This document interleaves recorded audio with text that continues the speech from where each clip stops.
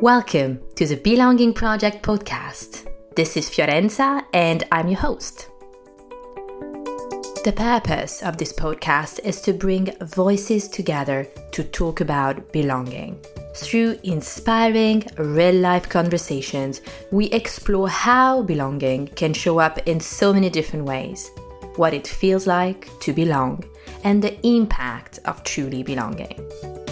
Each episode will offer you inspiration and practical strategies to find your true voice in your life and as a leader. Let's dive in. Hi, Dominique, and welcome Hello. to the Belonging Project podcast. So happy to have you today. How are you? I'm good. Thank you so much for having me, Fiorenza. This is really fun. Of course. I'm excited for this conversation. Just before we started recording, you were telling me about how you're preparing for your move from Austria to the Netherlands. Is that right? Yes, yeah, here we go again. We moved 4 years ago so we had two boys at the time, from Delft in the Netherlands, and moved to Vienna in Austria. And now we're getting ready to go back, but this time to a different city. We're going to Rotterdam this time. All right. Yeah. How's everyone feeling about the move? Yeah, I think it's mixed. So now we have one extra son than we moved with. He's just 2. So I think for him, yeah, he's not got any real concept or knows what's happening. For him, home is wherever we are. I think that's probably it. But for our eldest, he's 8 and he's way more conscious. And so he's very excited to go to the Netherlands because he has a very strong sense of I am Dutch. So that was surprising because he was 4 when he moved here, but since then he's had a really strong sense of I'm Dutch, and yes, I speak German and I speak English and I speak Dutch, but who I am is a Dutchie. So was kind of surprising to discover. And so I think there's generally a sense of excitement, but also sadness, because you realize actually over 4 years, you can build up a lot of relationships, even though it felt like in the beginning it's quite slow. But you get surprised, oh yeah, there's the people you meet on the school run in the mornings. And those are the only ones you see them. And that's the only moment you see them. But it becomes such a part of your routine that you think, oh yeah, I'm going to miss that. Or the store where we buy our pasta from. And there's also sadness of those relationships you won't have anymore because you don't really maintain them over a Zoom call, or it's not that kind of relationship. So yeah, excitement and some sadness. And I think one of the things I've always kind of appreciated or learned is that every change is experienced as a loss. So even when it's a change that you choose, so we've chosen to move and chosen to move back, but it's experienced as a loss, and every loss needs to be grieved. And so I think giving ourselves the space to accept that there is some loss, even in the gain, there's still some loss, and we need to make room to grieve. And everyone grieves in different ways, but I think finding ways for each of us to grieve actually prepares us for the new step. So yeah. I was just about actually to share about grieving and how that feels like the process. So yes, absolutely. Yeah.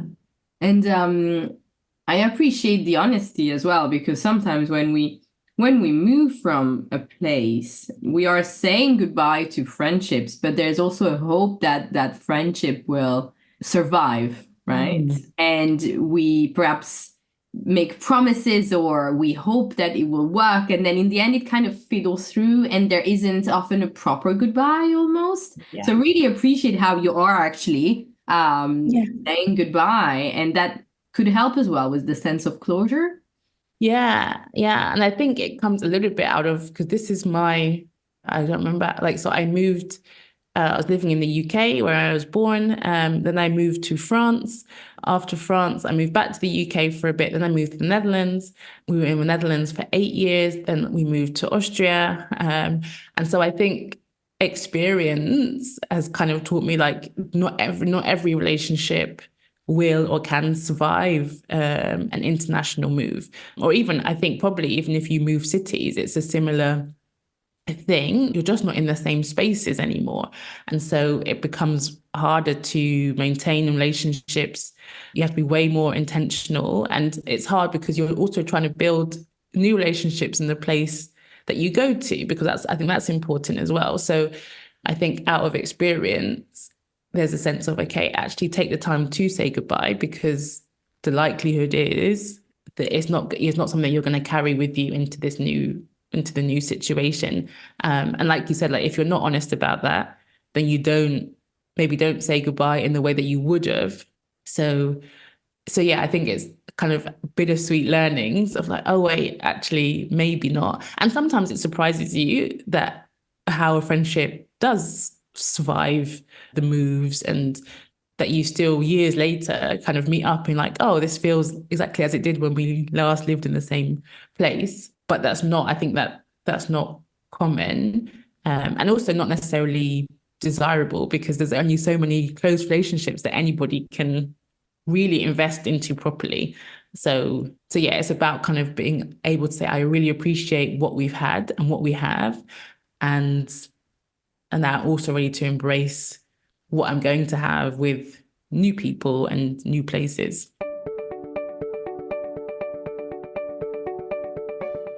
Dominique, we've met through the Do It for the Kids community. Yeah. And there was an event recently, a couple of months ago in London. You were one of the speakers, and your speech was inspiring. You talked about your journey towards entrepreneurship, and also how you've partnered with your life partner in Yes. business. And yes, I loved your speech. I just thought that it was a great combination of fun and banter, but also you had some great tips and content for the audience. So for those who are not part of the community, I would love a quick intro, if that's all right. I guess just a little bit about whatever you want to share about you and perhaps what you do as well. I'm glad that the talk at the Doing It for the Kids meetup kind of came across well, and there was kind of some good learnings. I think I remember being nervous because of the mix of business and personal. You're like, oh, is that going to work? But I think it really did. It did. No, I'm so glad. So yeah, like Gideon and I, that's my husband, and we met in 2009. And initially there was nothing there, no spark. And we just worked together at a youth conference. And as we worked together, I realized, oh, I really enjoy working with him. Like he's very different to me. So he's born in the Netherlands, Dutchy. I'm from the UK to Caribbean parents. And yeah, love to travel and, all that kind of stuff. And it was just surprising how well we worked together, or how well we complemented each other. So we don't have the same skill set, but together our skill set really enabled us to do the work that we were doing at this youth work conference. And so when we moved to Vienna, we'd already had a few years of working together, either on a voluntary basis or in our employment with nonprofits. So we had already established that we work well together.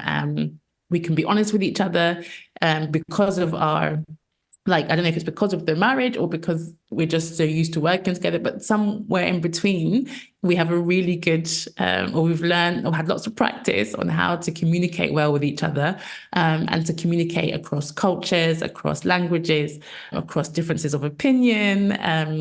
And so when we moved here and realized that actually it's a little bit trickier to get employment when you don't yet speak the language very well.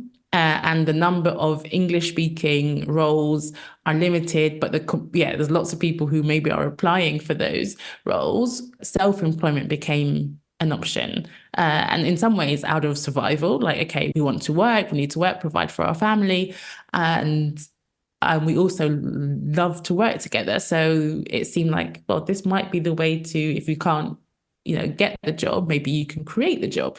And that's sort of how our journey of working together in Vienna started, but as self-employed people. And it was actually one of Gideon's clients that suggested, because Gideon had built her a website, and She was looking for somebody who could do content on her blogs, social media, and basically an English speaking writer. And so she asked, do you happen to know anybody? And he said, well, maybe I do. And so then I started to write for that client. And they said, like, wouldn't it be great if, like, this is such amazing. Like, I have one place where I go for my website stuff if I need something updated, but also my, communication and blogs and newsletters. And I have to even relay all the messages, because once I've spoken to one of you, I know that the other side is going to get done because you're doing it together. And that's when we really made it official, like, okay, let's offer this service together, because I'm sure more business owners could benefit from having their website developer and their content writer literally in one space and communicating with each other regularly. So that's how our business, which is called The Werks, based on our surname, which is von Werkhoven, which is not very easy for non-Dutch speakers to say. But that's how The Werks started, really, being able to combine our services to benefit small business owners as much as possible. Amazing. I really like this. And how long have you been together in business for then? Yeah, so officially it's just over a year now. So we started in May 2023, and I had just also come out of maternity leave with our youngest, and that kind of felt really good to kind of knowing I was coming out of it with some real direction. So sometimes it can feel a bit disorienting, I know, for women who have given birth and have taken maternity leave and then transitioning back into what's next. And this felt really exciting to know that we were going to do it together. And we spent some months doing a course on a branding course to work out, okay, what is it going to be? And I think that those things really gave us an idea that we weren't just in survival mode, just doing this because, well, we need to, but actually because we want to, and discovering how much self-employment was really the thing for us. Like, it really felt like we want to make a good go of this because it fits what our family needs, it fits our personal desires, and we're serving a need. Like, we've spotted a need and we're meeting that. So yeah, just over a year then is our journey of The Werks. Amazing, amazing. And what would you say has surprised you the most about having your own business so far? I think just how many different hats you wear. So you're like, you think, okay, we're going to set up a business where we're doing websites and content writing for small businesses, solopreneurs. So that's what we're going to do. We're going to make websites and write content. And they're like, oh, wait, you've got to do your marketing. You've got to do your PR. There's your, like, working out your systems of, how you're going to organize documents, how you're going to onboard clients, how you're going to price, like, what do you need? Oh, wait, there's the taxes. And so I think it's just other things you need to think about that are not linked to the direct task that you maybe started your business for. And actually how much effort needs to go into that if you're really going to build it as a business and not just doing the task. Because if people don't know about you can't even do the content writing or the website development part if nobody knows that you're that you're there. So I think came as the biggest surprise, was just how much extra stuff there is. But then also how enjoyable it can be to learn about all the different bits, the marketing and PR and networking and that kind of stuff. So yeah, I think that was probably the surprise. I don't know, like, because I know, how was it for you in terms of what it's like to be self-employed and what surprises were? Yes, probably that was the biggest, exactly Yeah. like that. All the different hats that you have to wear. My background is in corporate, so there was big shock for sure. Yeah. I mean, there was excitement as well, but then also just the feeling that there weren't enough hours in the day to make it work. Yeah. And I think definitely as a parent, it works well being self because you can work around it. But then you realize like, oh, my dad, like you have to, like one of them is ill or just needs, there's just things that need to get done for the family and something needs to get done for your business. You're like, okay, I need a 48-hour day. And even then I'm not sure Exactly, that feels exactly. enough. Yeah, that's for sure. And so we have two little ones, and my son is starting reception in September, so he's starting primary Yeah. school. And my second, she's very young. She is 9 months old. We were thinking with my other half the other day about September and just how logistically it's gonna work. So he's in corporate, so he's gonna be in charge of the drop-offs because there's no chance he could do the pickups. Yeah. So I'm gonna have to do the pickups. But then it's just like when you have that flexibility to kind of organize your calendar in the way you want, it's great. But at the same time, I also find the pressure, because then, I mean, you still need to do the hours you want to do, but you just need to rejig everything. And yeah, I'm not looking forward to September. Just put it that way. Because right now my son, I mean, he's been in full day nurseries. So that just kind of worked great because I could be with him for some days. And then when he was not with me, I could organize my day as long or as short as I wanted. So yeah, that freedom is long gone now. So let's see how it goes. And then of course, you could totally get support for pieces that you don't want to do, or it just takes too long. So but even for like content, like you've mentioned, and of course website is very specific. You have the skill or you don't. But for content, I feel like it's a skill obviously, but you need to find, as when you have your own business, you need to be clear on the vision and exactly what is the message, because otherwise you can't really get support, right? Because the other person needs clarity from you. Yes. So it's almost the type of thing that you need to trial. You need to give it a go for, I think, on your own a little while. Struggle, but at least get clear on what is it that you want to emphasize. What is it that you want to say? I found that step necessary. And even, having done that, even now I'm like, okay, let's rethink. Yes. But that's good as well, right? Because things are not set in stone, and you evolve, you grow, and then your business is growing with you, and then perhaps the support you're getting as well. So that's quite cool.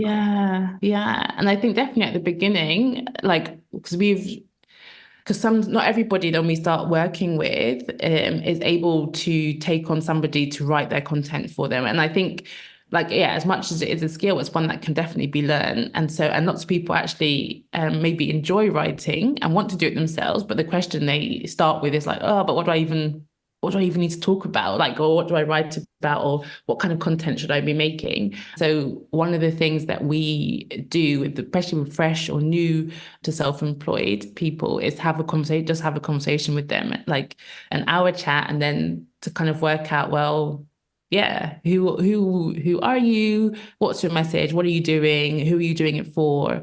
And I think sometimes even just having those questions asked and then having to answer them already lets people see, oh, I have way more content, way more ideas actually than I even thought, or I do know what I want to talk about. And maybe I actually just needed the confidence and somebody to say, like, go for it in order to do it, because I think it will feel quite nerve-wracking to speak about or to put yourself out there. And I was just as we were talking, I was like, there's almost this sense of like when you move to a new country and you want to join this new group, you want to be part of it, but then you're like, do I have the words to say? Like, I don't know. Oh, I need to learn the language. And when I first start speaking, I'm going to sound not like myself. I'm going to sound like a little, a child. Whereas in language A, I can express myself really well and I'm funny and all that kind of stuff. But in language B, this new language,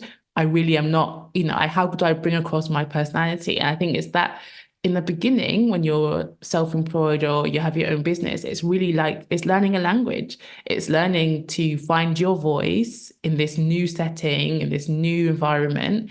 And and I think that's why it's also tempting for when you're new to kind of blend in, like, okay, well, what's the language, what's the speak that everybody else is doing? What is everyone else doing? I'll just do that because then I'll fit in quicker.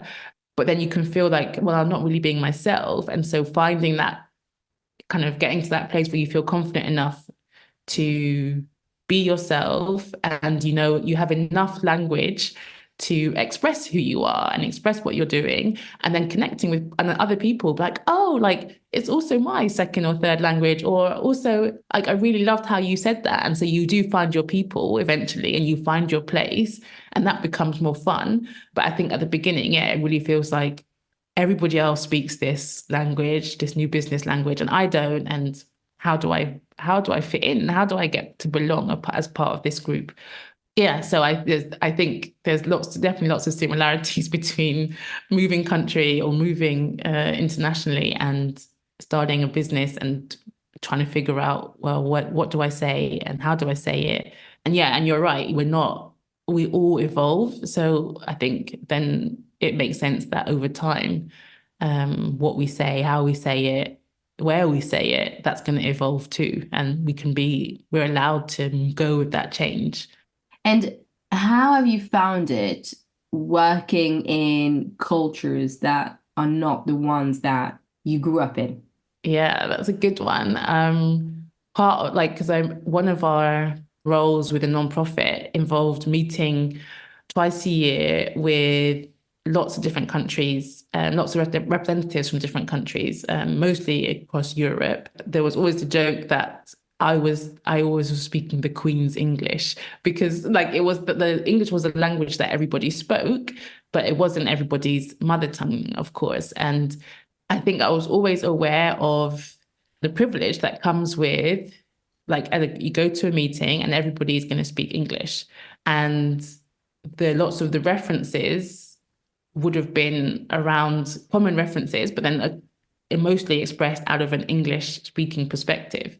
And so I think one of the things that I've learned by working with different cultures is about the importance of communication and how easily things can get misunderstood, maybe, especially when somebody else is communicating to you in maybe their second or third language.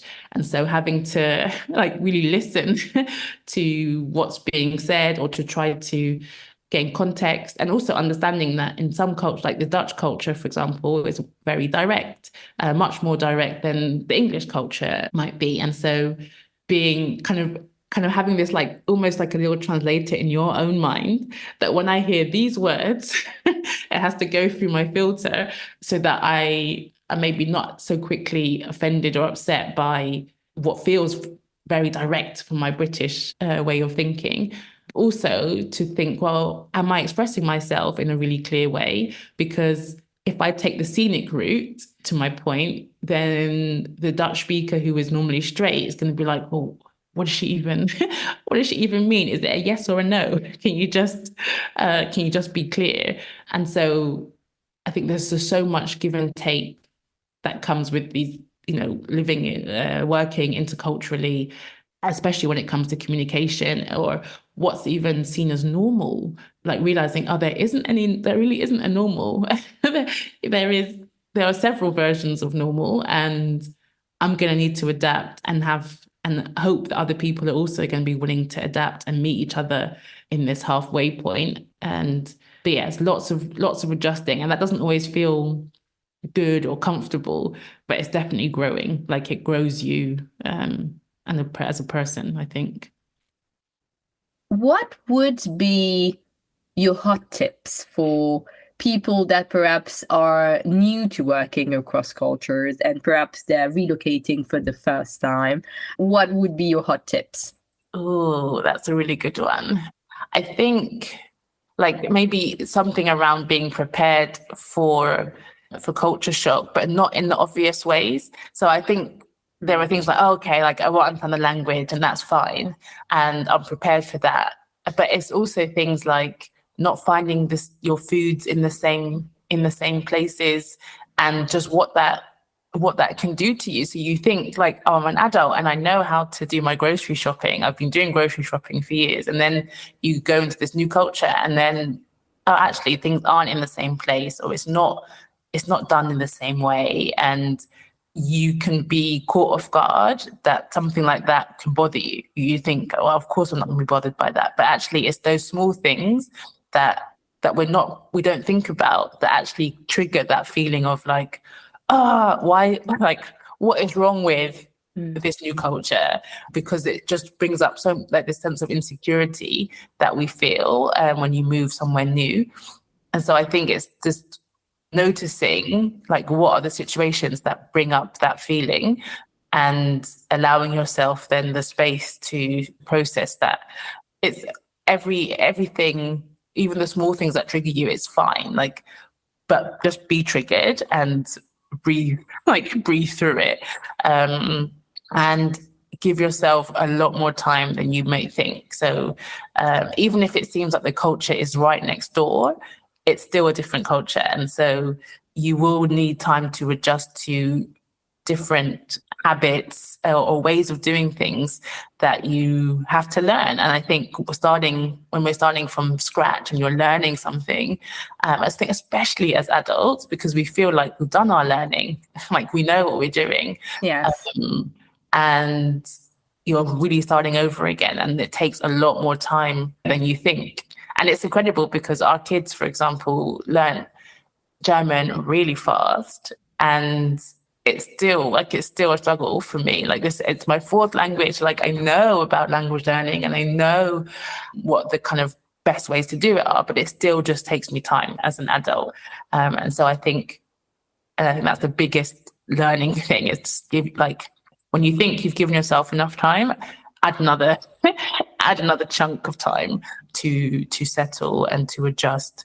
And I think the last tip would be, where possible, try not to be afraid of making mistakes, because again, it really is the quickest way of learning and growing and feeling like you are getting to know the place. So, you might get on the wrong bus or to get the wrong train, and that can feel frustrating, but it's all like, I guarantee you will have learned a lot more about the train system than if you hadn't made that mistake, or if you just stayed at home. Like, I'm not going to go anywhere because I don't want to make a mistake. I don't want to get on the wrong train. And so I think when you're able to make those mistakes, not be afraid of them, whether it comes to language learning, whether it comes to exploring, trying a new recipe, all that kind of stuff, if we can say to ourselves, like, the mistakes are fine, the mistakes are part of it, then I think the transition to a different culture becomes easier and gives you so much, opens your eyes to this other culture. And because I think especially in the beginning, when we start to make mistakes and we start to get worried, you can become overly critical of the other culture because it just feels so like threatening to you. And then you can miss out on, okay, well, actually, what's the plus side of this habit that's different to mine? What's the advantage here? And when you're able to see the advantages of these different habits, again, that helps you to warm up to it, to adjust and to enjoy it eventually. Absolutely. Oh, I love those. And we touched a little bit on the feeling of home when you've mentioned about your youngest son, that it doesn't mind so much moving because for him, home is where you are, where his family is. It makes me think of belonging, right? Mm-hmm. And that's where we feel that we're at home. With your moves and your career being so international now, how would you say your sense of belonging has evolved? Ooh, yeah. You ask very good questions, Fiorenza. They're all prompted by what you're sharing with me. Whereas before, I would have looked for belonging and been on this search wherever I was, like, oh, where do I belong? Where do I belong? Where do I fit in? I have, I think, a greater sense of, well, where can I create belonging? Now that I'm here, or now that I'm there, how do I create belonging? And because I have a sense that, like, just about being present where you are. And so if my belonging is dependent only on, being in the place where everybody looks, speaks, acts like me, it's going to be quite a lonely, it's quite a lonely thing, because everyone is so unique. And so if you were to really, have this list of things that make you you, and be like, the only way I can belong is when everybody is exactly the same as me, then you're going to be, I think, going to kind of be on your own. And so it's definitely made me look at, well, what is it? Belonging is so big, and also it's so small. So in a way, I do belong to me. So therefore, whether I am in the UK or the Netherlands, like, I'm always going to belong, because I belong to me, and I go everywhere I go, Dominique goes. And at the same time, realizing that belonging and connection go really hand in hand. And so I'm like, okay, how do I connect with somebody here? And I think one of the quickest ways, or one of the best ways for me to find connection, is when I share my story, and that person shares their story with me. And then we have, in our own little bubble, in that moment, we've created a connection, and then we've created belonging, even if there's 100 other things that we don't have in common. But here, in that moment, we have something. And so I think that's why I'm like, maybe becoming more of an advocate of creating belonging, because I do believe that you don't have to wait to necessarily be invited. You can do the inviting, and you can begin to find your place, or create your place, by connecting with somebody else's story, and having that little conversation and sharing something of yourself.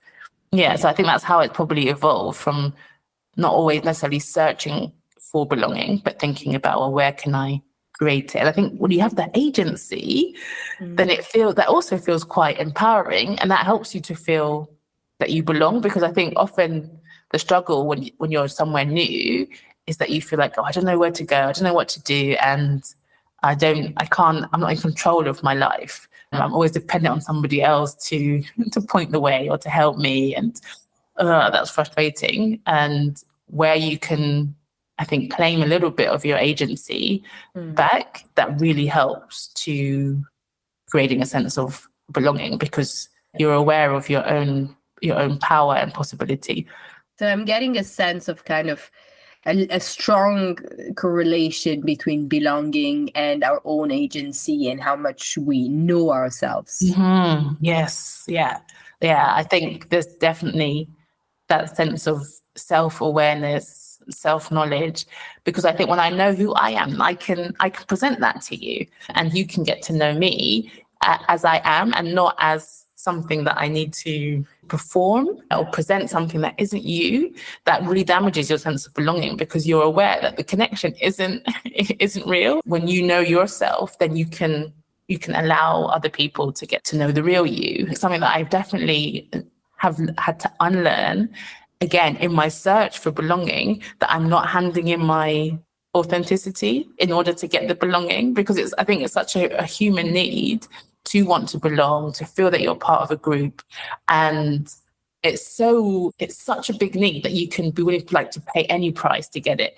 And sometimes that looks like, well, if I just pretend to not be British right now, or I'm not going to be so feminine, or I'm not going to be so, whatever it is makes you, in order to feel that I'm included in the group, like, that's a too high a price to pay for belonging. And it's not even true belonging, because I think for true belonging to happen, you need to be who you are, or feel that you can be who you are. I actually did a couple of weeks ago a talk on belonging for a small group, an international group. And I asked my 8-year-old, like, what would it be? Like, what does it belonging mean to you? If I had to explain it in very simple words, how would you explain it? And he said, belonging is where you feel good about who you are, you feel good about yourself, and where you have relationship. And I just thought, like, yes, 8-year-old, like, you get it. Yeah, and there is sometimes this strong confidence in articulating some complex concepts, right? That you have, and it's amazing, isn't it? Yeah. Yeah, I was like, okay, I finished the talk. Like, that's it. I mean, you can go, you can go do it. And I think there was an episode with, I think, a lady called Celine on the podcast. And she also spoke about this sense of when you know who you are and you know your needs and your wants, then it's easier to feel that you belong somewhere. And I really resonated with that. Yeah, the kind of self-knowledge and again, like belonging to yourself. Like, hey, I know who I am. I know myself and I celebrate who I am. And because of this belonging I have to myself, I can extend that to others and I can allow them to be who they are and find a point of connection in our diversity. So, yeah.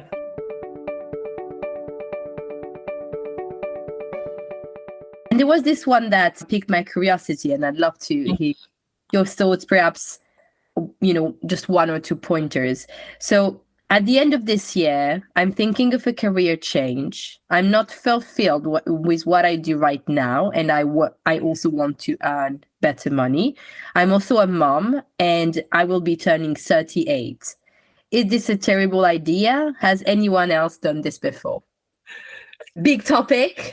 I appreciate we can spend 1 hour talking about this, but just kind of, you've changed career paths.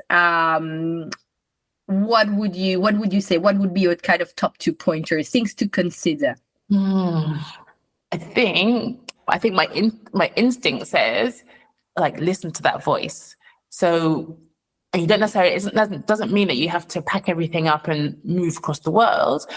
But do not ignore that voice. Like, listen to that voice. Where is it coming from? What is motivating you? And like, of course, like, okay, there's the one hand to earn more money. I think the person mentioned, what do you need the money for? Like, what is it going to give you when you've earned that money?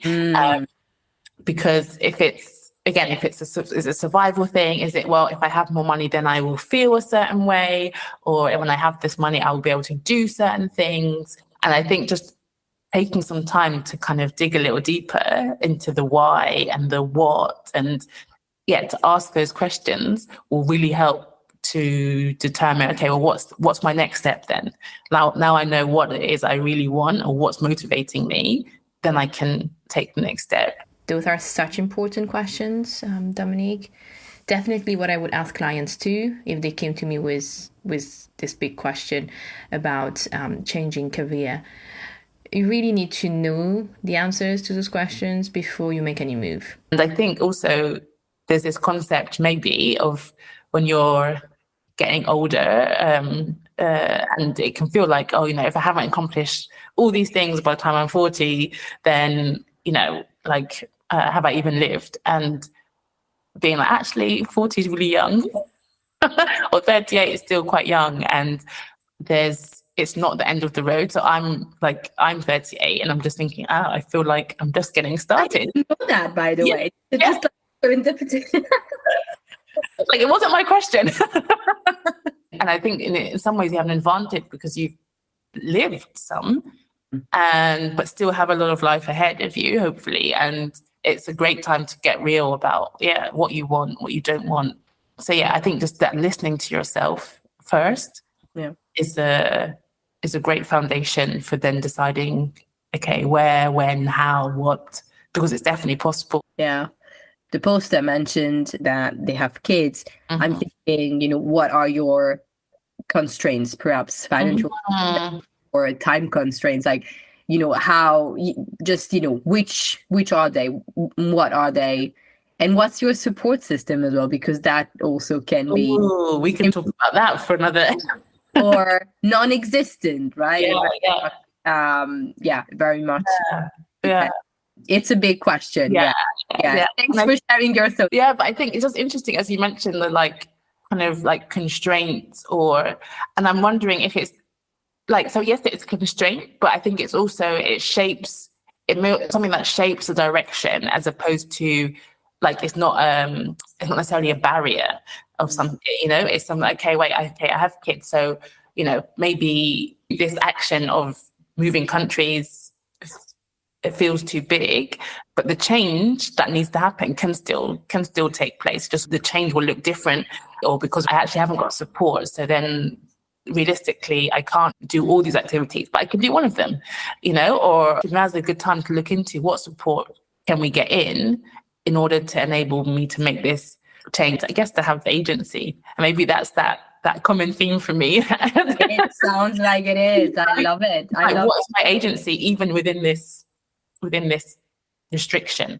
Fantastic. Thank you so much, Dominic. Really appreciate your authenticity and willingness to be here on the podcast and answer my questions. Thank you. And I've actually love the way that your questions stretch my mind. And I'm like, I think even when we finish this conversation, I'm going to be going off like, oh yeah, what else would you say? And oh, how else does that look like for me?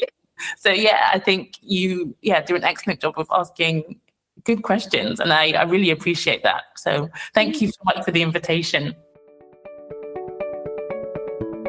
You can follow the podcast on LinkedIn at the Belonging Project Podcast. You can also hit subscribe and stay up to date with our episodes. And do feel free to get in touch with me on coaching@fiorenzarossini.com. Thank you again and see you next time.